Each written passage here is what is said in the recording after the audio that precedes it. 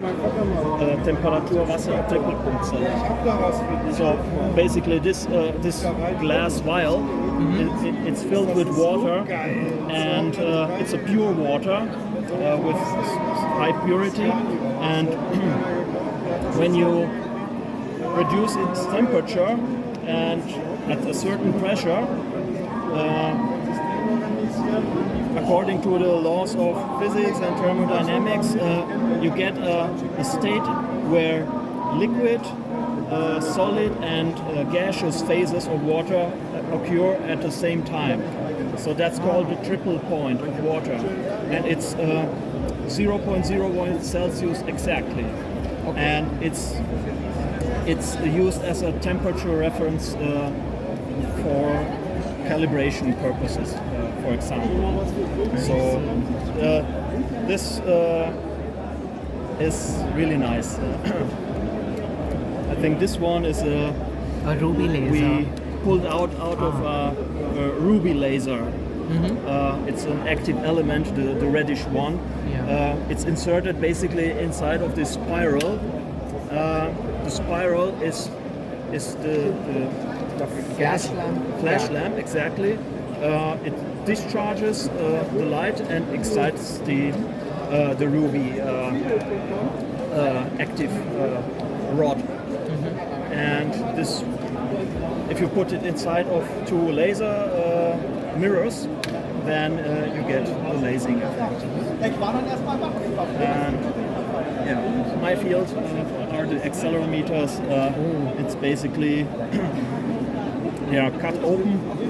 You can see inside. It's a mass spring construction where the spring is a piezoelectric component, and basically when you shake it, you generate charges, and the charges are somehow measured and translated into a mechanical quantity of acceleration. And I think this one is very interesting. I've heard of the U-shaped glass vial. It's kryptonite 86 isotope. Kryptonite 86 isotope field gas discharge lamp, and the light of this lamp was used a few decades ago as the reference of the meter in the SI units. So maybe you know, 100 years ago the meter was defined as a 1 meter long rod with markings. Finally, initially it was the 10,000th of a quarter of what they assumed the curvature of the perfect cycle of the Earth, Yes. which wasn't. But in effect, it was a meter in Paris that defines 1 meter. Yeah. Yes. And in the beginning of the 40s or 50s, they found out, well, that meter representation isn't exact, still is not exact enough now for our need for precision. We need a better definition of 1 meter. And then it was a PTB who developed these lamps. And in the period from 64, I think, to the 80s, also to 1964 to 1980, the definition of 1 meter was this lamp, which was developed by Engelhardt and Kösters at PTB. And because krypton, krypton is one of the most rarest elements on Earth, on our Earth, and that's why it's so assumed together with Superman. But krypton 68 you only can get with isotopic number 68 when you have a reactor. And at PDB at that time we had an own atomic reactor for research, nuclear reactor, right? And we had to make this definition, new definition, come true. PDB had to admit that every country and every organization who wants to have krypton 68 would get it, 86, sorry, would get it from PDB. Oh, okay. So we will provide, we provide the technique and the elements and also the lamps, but we we say we will provide all nations with this artifacts to be able to reproduce 1 meter.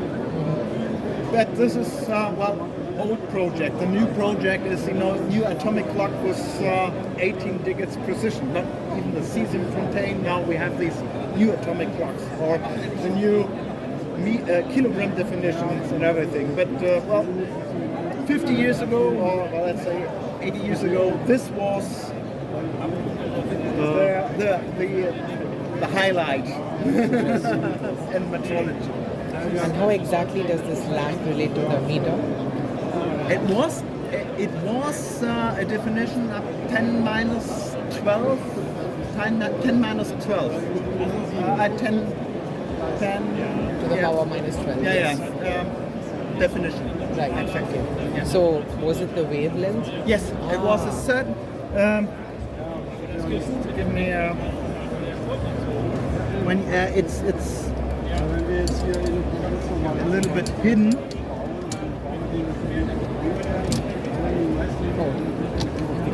Thank you so much. This is going to be a good read. So these are the wavelengths that are emitted by this lamp, and the definition was this level shift in the atomic levels. Yeah. And in vacuum it's 10. Oh, that's the wavelength, and it could be even more. 10 minus 10. Yeah. Interesting. That's the uncertainty of the, and this is how you have to build up the surroundings, because to have this gas lamp needs to be cooled, and this was typically done in the triple point of nitrogen. Oh, wow. That, it needs to be a temperature of 63 Kelvin, plus minus 1 degree, and then you get a wave. This wavelength has a very small bandwidth, so you have coherence lengths you can use to realize the meter. Otherwise, you just can't. This is a gas discharge lamp. It's not a laser. Yeah. So you need and to create a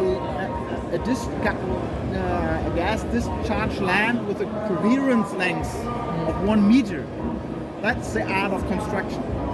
Yeah, that was the problem at that time. Nowadays it's And my sad thing is that even the PDB was so engaged in that we have. If you look up on Wikipedia for this kryptonite lamp, you find a picture with a lamp built by NIST. Not by PTB, because that's the sad thing. And right beside there, you have the core elements of one of the first lasers ever at PTB. The first lasers were Rubin lasers. Yeah. And what you see there is the Rubin. It's a solid piece of Rubin, together with a charging xenon arcing lamp, which is broken. Oh, right. But it's some multiple kilowatts pulse discharge was needed to get some light out of the Rubin. But that were the first lasers.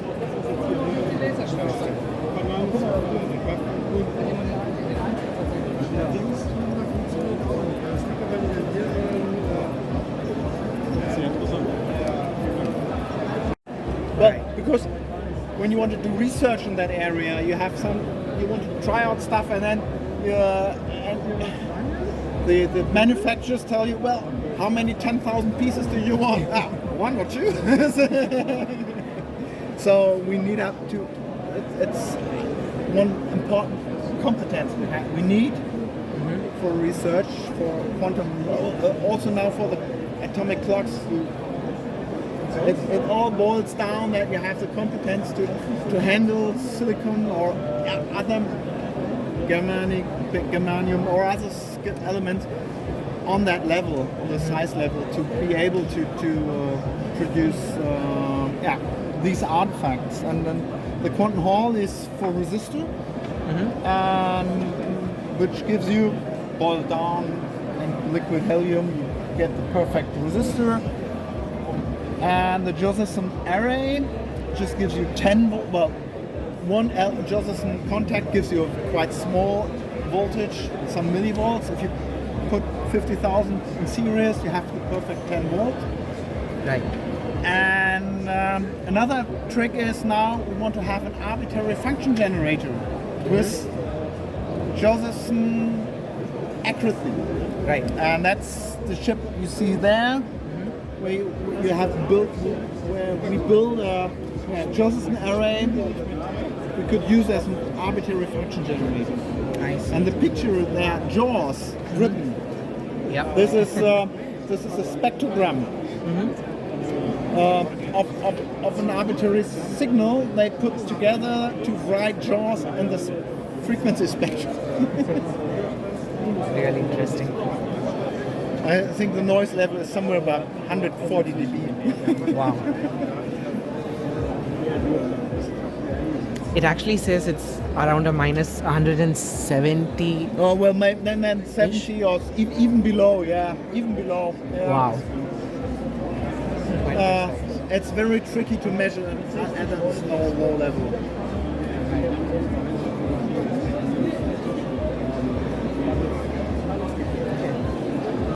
There we go. So basically we have here transmil precision calibrator. How it works, I don't know. I don't care. I just know it has some important options not installed, and it generates just DC voltages from minus 1000 volts to plus 1000 volts, and in many steps. Okay, so this is a very stable voltage source, and here we have our beloved HP 3458A 8.5 digit multimeter. It's not Agilent, it's not Keysight, it's the original HP. Exactly, it's an old unit. It has the stability option 002, so it's an old multimeter, so very stable. It's also calibrated. It has a traceable calibration, and it's a very nice and comfortable unit to work with. So basically, you can do all kinds of measurements. You set it up here, like DC voltage, AC voltage, ohms, DC current, AC current, and frequency. There are some other options like AC and DC voltage. This is DC and RMS voltage combined, and of course the ohm measurements. You can do 2-wire measurements or 4-wire measurement compensation. I think the most important documentation is this sheet of paper. Yeah, I think if one holds it in to the camera, it says just press these buttons and you will be fine. So it's a no-brainer. Although it's a very complex instrument, and of course this is just a quick user's guide for operation. So if you have no idea how this multimeter works, with this short or quick user's guide, you can basically operate it. So okay, we want to measure 10 volts, so I would say the first thing, you will operate it, and let's just make some quick volts measurements. So first of all, they say, I will just go with you through it. So you have to reset it, so in order just push the blue button first of all, yeah. And then there is a reset. Okay, so it's a shift and then Yes, press shift and this. reset. Right. So there are two modes of operation. Basically, whenever you press the shift button, then it follows these options here, which are The ones in blue. Just like the shift. yes, the blue button is basically the shift button, and just quickly, there is also a shift button with just push the wrong button with alphabet letters, and I never, as I first used this instrument, I was like, what the hell are these buttons means? And basically, it's just alphabet with letters from, let's say, C, E, L, N up to T, and it allows you to scroll through the menu pretty quickly, because when you press shift and menu, you would have to scroll through, let's say, many menu options, and by this way, pressing a letter, let's say shift C, you can go, let's say, from C to E very quickly, and this allows you to browse through this very primitive menu very quickly. So okay, we have resetted it. The next step is to perform a auto calibration. So they say this one, it's done. You press basically the auto cal. Oh, okay, so they have the entire keystroke sequence listed, so I just have to follow this in order. Yes. So the first one, like you said, is AutoCal, and that's right. Yes. So you press auto cal. So now, don't read it. I will tell you. You have to scroll through auto cal menus by these buttons. Exactly. Yes. Up and down. Yes. Just press them all. So there is ACAL all. This means a full auto calibration will be performed over every measurement quantity and measurement range. So it will be through DC volts, AC volts, also DC current, AC current, and ohms. ACAL all takes about 50 minutes, so we will shorten it up to just DC voltage. So scroll around until you see ACAL DC, DCV. Exactly. So, and now press the enter button. It's will enter. Yes, this one. So now it takes around 2 minutes, 2.5 minutes until all auto calibration routines are performed. It's important not to have anything connected to the inputs, to the binding posts. Otherwise, it may somehow introduce a small error during the ACAL.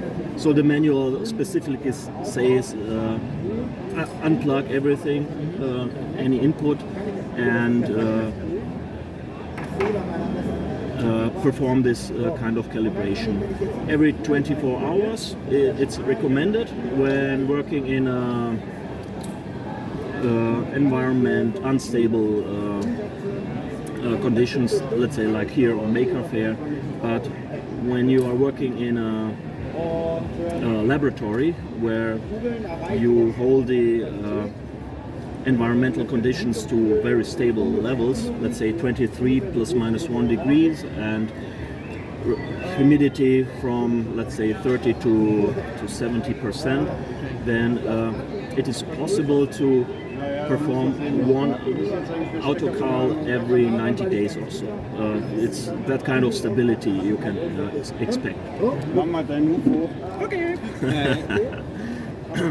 So it's a very reliable instrument, but for me it's like I do it every day, every morning. It's almost like your morning routine of maybe brushing your teeth. Yes, like brushing your teeth, but just with an 8.5 digit multimeter. I can see that it's taking its own time, which is a good thing. So it goes through all of the ranges one by one and then calibrates. Exactly, yes. It's doing some I think temperature compensation and what does it say? Removes measurement errors for temperature and time drift. So it's basically a very nice method to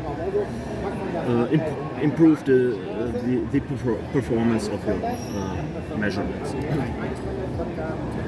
Besides that, I must admit, still we are here at Maker Faire. The environmental conditions are not optimal. We are really the measurements here performed cannot be trusted to the full specifications. We have to. So it's not down to 8.5, but maybe 7 or 6. Maybe 7 digits, yes. All right, so the ACAL performance is done for DC only. Later I will start the full calibration. For this purpose, it's good enough for us. So let's take some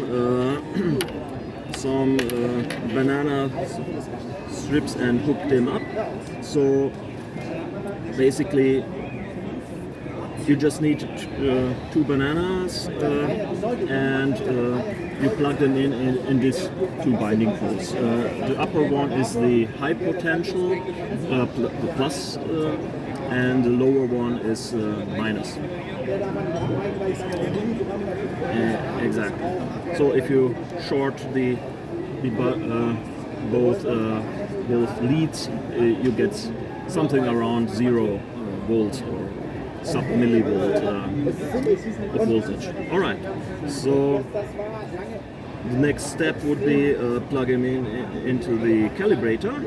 So we want to measure voltages or to generate voltage. So these 2 binding poles are relevant, and yeah, the colors should match. Exactly. So right now both are hooked up, and the next step is we want to improve the resolution and the accuracy of the HP multimeter. So we are doing this by 2 ways. First of all, we increase the integration time. It's called NPLCs, number of power line cycles. So press this button and basically you type in a number, NPLC. It means that the integration times is a multiple of 20 milliseconds, exactly. So if you type NPLC of 100, and press enter, then every 2 seconds, around 2 seconds, a measurement will be performed. So let's wait a bit. So 1, 2, and okay, maybe not every 2 seconds, but every few seconds. Every time this sample LED lights up, this means a value has been sampled. And the second thing we must do to improve the resolution is to increase the number of digits read it. Right now we are at, I don't know, maybe 7.5 digits. You read it this way. You start from the least significant and then you count up 1, 2, 3, 4, 5, 6, 7. We have 7 decimal places, and the one with leading 0 is the half digit. It's either 0 or 1. So right now we are in a 7.5 digit mode, and we can increase it to much higher value. So you press Shift and the letter N on the menu, yes, and it jumps to NDIG, and you type in a number, let's say N digits, let's try something special like 12 digits of accuracy, 12, and then press enter. So of course the maximum is N digits of 8. and right now we should have the full accuracy, 8.5 digits, so it counts 1, 2, 3, 4, 5, 6, 7, 8, and this one is the half. So this is now set up for high accuracy measurements. The next step will be to operate the calibrator. So it works like this. Basically, it's just like writing down a number and with its quantity, like 10 volts. Let's set up 10 volts. Right now it's set up to 0 millivolts. I think it's the display is just dimmed down, but you have the number field, the number pad here. Just type in 10, the number 10, 1 0, exact 0, and you'll need to type in to select a unit. The unit will be volts here, and then you press enter. So now you have set up the voltage of 10 volts DC. The next step is to arm the output. So these two buttons here, they are responsible for arming or disarming the output. So right now the red LED indicates it's in the standby mode, so there is no voltage output. And as you press output on, it should switch, you can press it, to the green one, and after waiting a few seconds of incubation, well, not a few seconds, but let's say 10 to 20 seconds, one can observe the voltage which is set. So right now we have 10 volts here, but we are reading 9.999 something. And that's basically it. So a stable voltage source generates a voltage. And the reference is always the multimeter. So basically, when you are calibrating another instruments, it depends how you want to approach this calibrations. A low precision handheld multimeters, let's say up to 4.5, 5.5 digits, if there are any. I think Jaromir has a 6.5 digit handheld. You can use the calibrator as reference. It doesn't matter whether it's 10 or 9.999 something volts. The multimeter cannot resolve that many of digits. So it's easier to say, okay, this value is the true value, so it transfers the voltage to the multimeter. But at precision levels, I think 6.5 digits up to 8.5 digits, we have to use a better reference than this calibrator. So it's you're basically using high resolution and high stability DMM as a reference, and that way you ensure that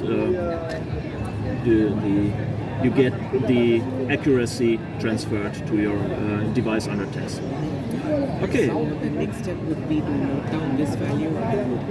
So when the calibrator is set to 10, it is actually this value. So this exactly. Yes, it's this value, but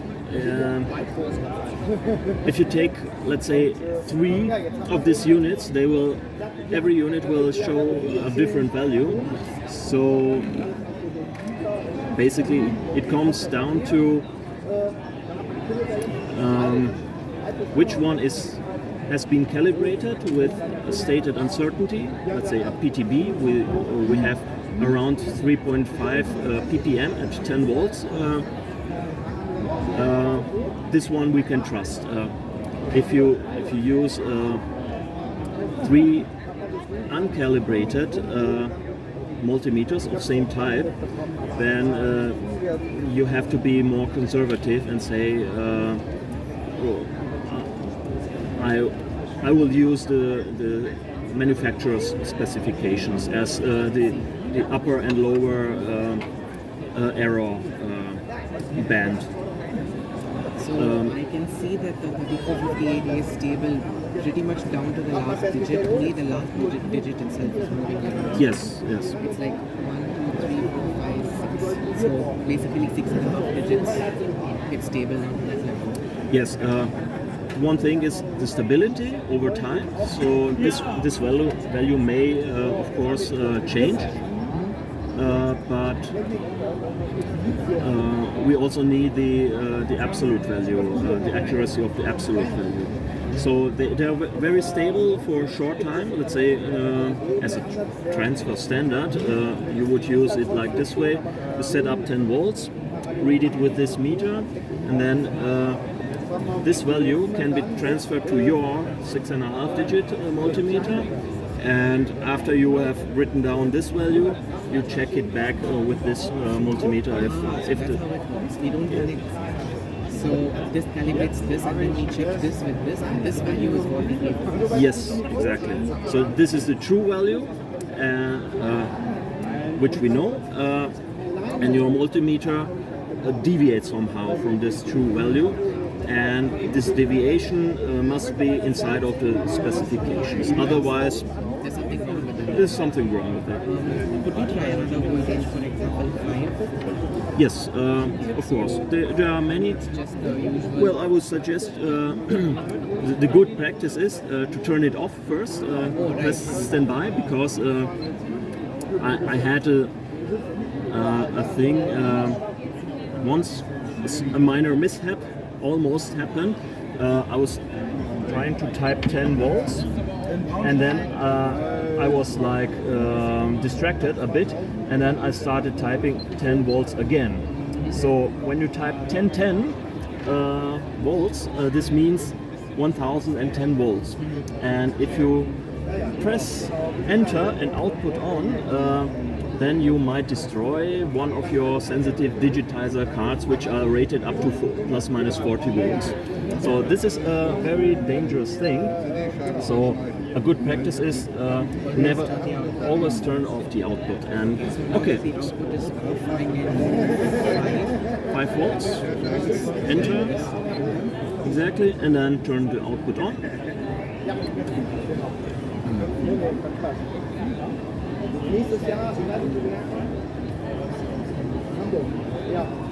Of course, it's pretty much somewhere around 5 volts.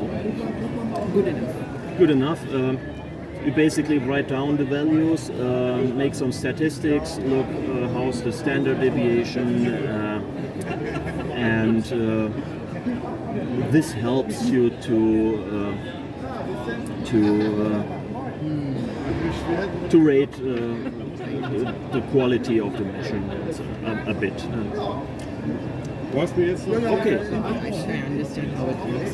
What I would really be interested in doing is we sweep a voltage of minus 10 to plus 10 on the calibrator when it's connected with Yes. this. I note down this value, and then we do the same sweep, but we measure the calibrator's voltage here, so we know exactly how it Well, we have like a direct what we can also do is we hook them up in parallel. So the voltage generated from the calibrator can be transferred directly to your multimeter, and we can hook up in parallel to this our 8.5 digits. that would be good as well. That would be good. Much faster. It will be much faster. So basically, you sweep your voltages and write down both of these values simultaneously at the same time. So we have the absolute value according to the 3458, and then we have the value that this multimeter reads. Yes. So I have a measurement of both accuracy at the endpoints as well as I Yes. can basically find out how linear it is. Yes. And you are plotting input versus output. So input voltage is this one, output voltage is this one, and it should give you This, and if we calculate endpoint fit linearity, it should come in. for example, I think there are quite a few of. There's absolute deviation, but then you don't correct for gain. So I prefer endpoint fit because that's the only way I know how to calculate. Yeah. All right. So I think we What exactly is the time again?